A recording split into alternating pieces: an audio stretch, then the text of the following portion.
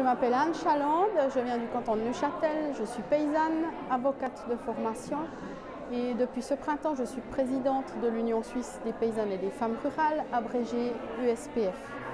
Je souhaite déjà exprimer l'importance du rôle des femmes dans les exploitations agricoles de Suisse. Plus de 45 000 femmes qui sont membres de la famille de l'exploitant travaillent dans les exploitations suisses. Elles fournissent une grande partie de travail qui très souvent n'est malheureusement pas rémunérée. Et de ce fait-là, elles ont une couverture sociale minimale, pas de prévoyance, peu d'autres assurances et elles en subissent les conséquences. Cela vient aussi du fait que le travail qu'elles effectuent dans les exploitations est peu ou mal reconnu et très peu visible.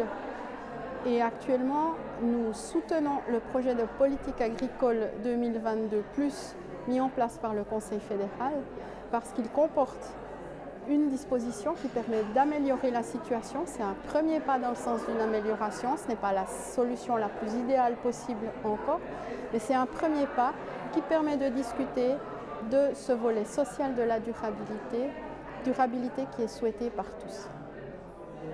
Pour l'agriculture, il y a ce premier pas qui est une couverture sociale minimale avec une assurance contre les risques, on va dire, pour couvrir l'éventuelle absence de la paysanne sur l'exploitation en cas de maladie ou d'accident. Ça, c'est un premier pas.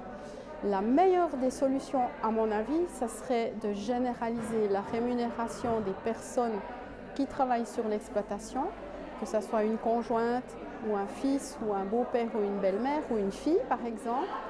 Et si on arrivait à instaurer cet automatisme de rétribuer les personnes qui travaillent dans l'exploitation agricole, cela pourrait être transposé au reste de la société, aux autres secteurs professionnels, où là aussi il y a de nombreux conjoints d'indépendants qui travaillent dans les exploitations ou dans les entreprises et qui ne sont pas rémunérés.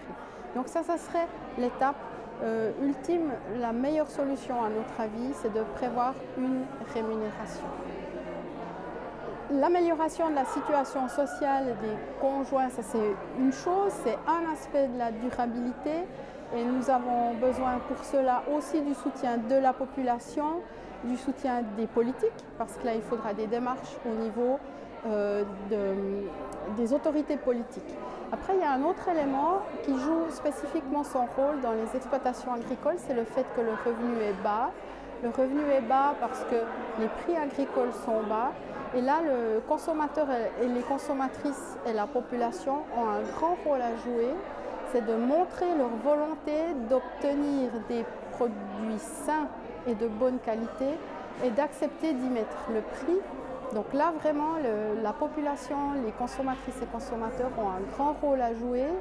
Si le revenu des exploitations s'améliore parce que les prix à la production s'améliorent, automatiquement, les conditions seront réunies, par exemple, pour pouvoir mieux rémunérer les collaborateurs.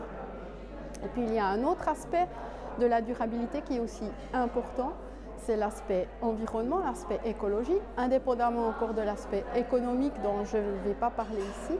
Mais l'aspect écologie, on voit que c'est actuellement un thème qui est énormément discuté dans les médias, au niveau de la population et dans la presse. Et là, l'agriculture, non seulement a un rôle à jouer, mais également en subit les conséquences, par exemple avec le changement climatique.